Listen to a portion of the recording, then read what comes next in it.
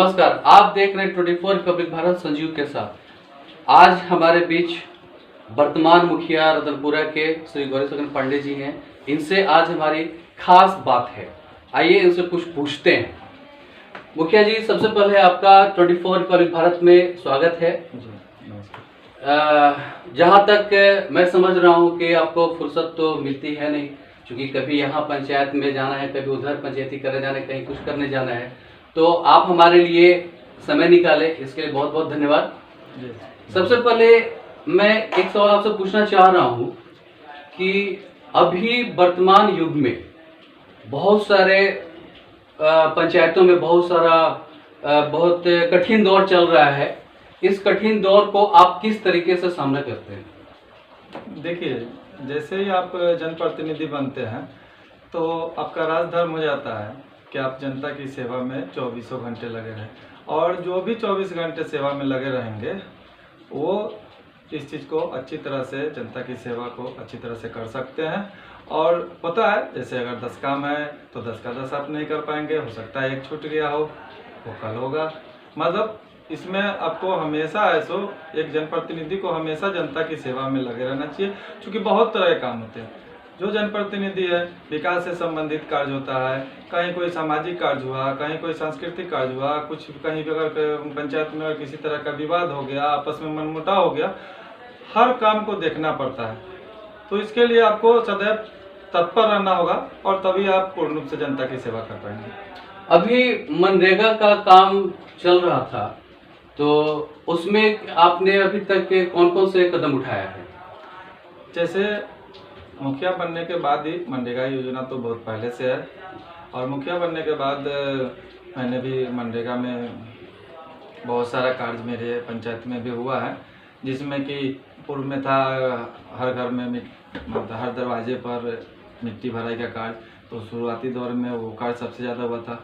उसके बाद जब वो योजना सरकार द्वारा निजी भूमि में मिट्टीकरण का कार्य बंद किया गया, सरकारी भूमि में भी जितने भी स्कूल थे, primary school, middle school, hospital, जो भी हमारे पंचायत अंतर्गत आते हैं, वो सब जगह मिट्टी भराई का कार्य हुआ। और सार्वजनिक स्थान, जो जैसे अगर कहीं जो भी सार्वजनिक स्थान है, लोगों के बैठने की जगह हो, आराधना की, पूजा की जगह हो, वो सब जगह पे हुआ।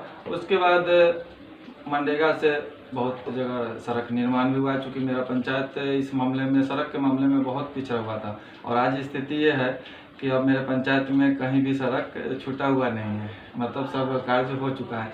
उसके बाद मनरेगा में पशु कैटल शेड है, पशु के लिए, जैसे गाय पालन, गौ के लिए शेड है, बकरी पालन अगर आप करते हैं तो उसके लिए शेड बना के देना है। तो वो सभी योजनाएं जो है लगातार मनरेगा से मिडिल स्कूल रतनपुरा का बाउंड्री हुआ है, प्राथमिक स्कूल रतनपुरा का बाउंड्री हुआ है। उसके बाद है सो भलोलपुर स्कूल में मिट्टी भराई सोलिंग का कार्य हुआ है। बहुत तरह की योजनाएं जो भी मनरेगा मतलब उसके बाद सोख्ता का निर्माण हुआ है।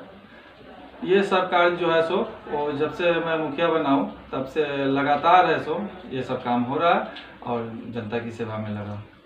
अभी एक बात सामने उभर के आ रही है जी कि आप लालगंज विधानसभा क्षेत्र से चुनाव लड़ने वाले हैं, क्या ये कहाँ तक सत्य है? जी, ये सही बात है कि मैं लालगंज विधानसभा क्षेत्र से आने वाले चुनाव में 2020 के चुनाव में प्रत्याशी बनूंगा।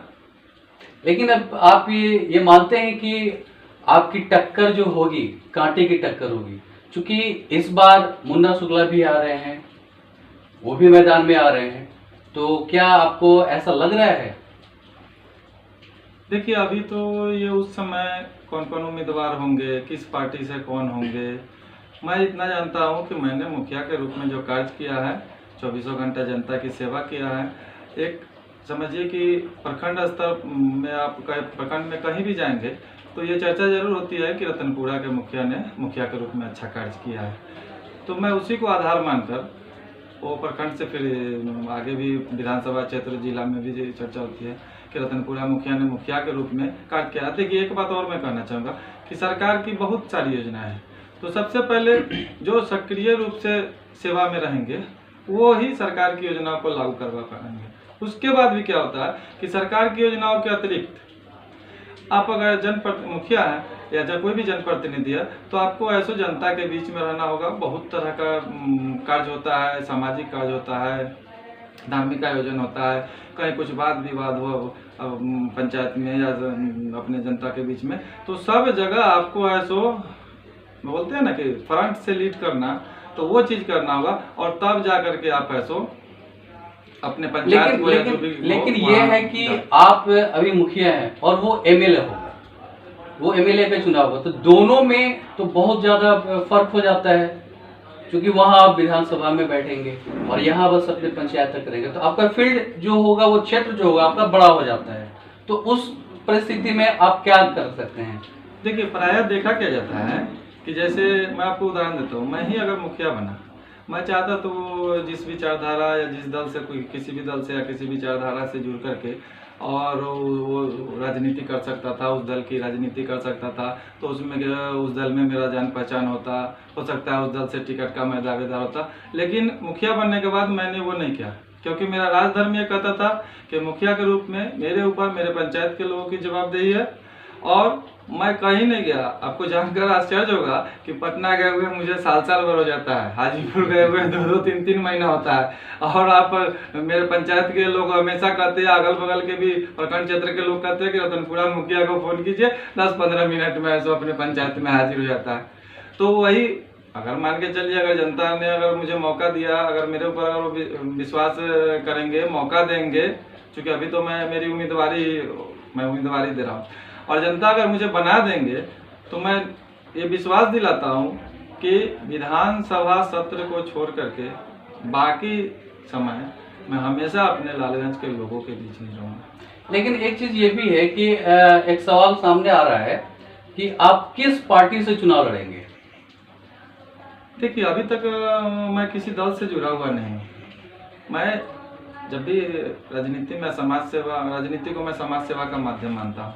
समाज सेवा का माध्यम है राजनीति।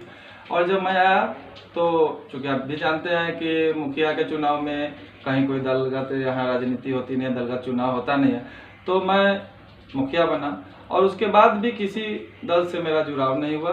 मैं अपने जनता के बीच में रहा, तो ज़्यादा संभावना है कि मैं निर्दलीय चुनाव लड़ूंगा, पूरी मजबूती से लड़ूंगा, और जनता के आशीर्वाद से मुझे उम्मीद है कि मैं लालगंज का प्रतिनिधित्व करूंगा। तो इस सब में आप अपने जनता को क्या संदेश देना चाहेंगे? मैं एक ही संदेश देना चाहता हूं कि आप मुझे मौका दीजिए, मैं आपकी सेवा में सदैव तत्पर रहूंगा। मैं बहुत बड़ी बड़ी बातें अभी नहीं करना चाहता हूं। अगर मुझे मौका मिलेगा तो मैं जिस तरह मुखिया के रूप में मैंने अपने आप को साबित किया है, सभी लोगों के आशीर्वाद से विधायक के रूप में भी मैं अपने आप को साबित करूंगा।